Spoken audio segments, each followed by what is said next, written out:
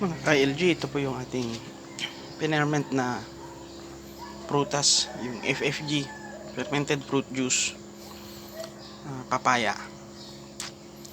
So bali 15 days na po itong isa na to. Makikita nyo may white molds. Indication po daw yan na maganda, successful yung ating pagpa-process. Kasi pag itim yan, yung molds nyan, hindi daw po goods. Ito naman po ay 10 days, 5 days ang pagitan nila. Yan. So parehas na raw materials po nito ay papaya na, yung hinog, yung overripe. Okay, so hintayin po natin na mag 30 days bago ready to use na. Okay.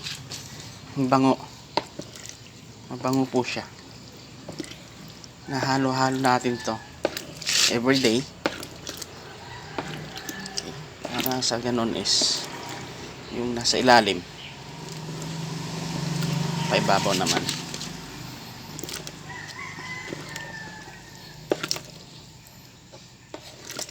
Actually, ang kwan nito is foliar fertilizer po yung application nito, or drenching. Okay.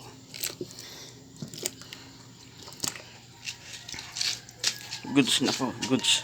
Ganda. Oh.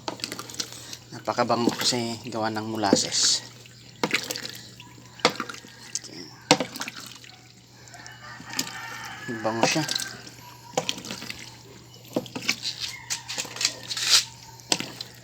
Mabango, yung parang matamis na may asim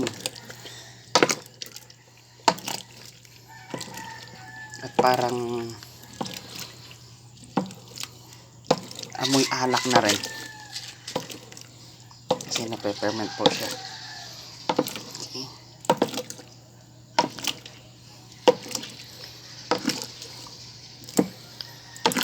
Good microbes po ito ng ka-LG.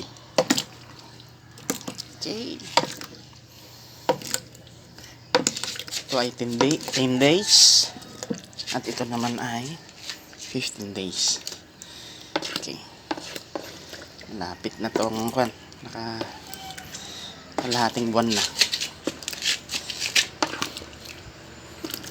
Bilis ng panahon. Oh. Parang sauce ng kimchi.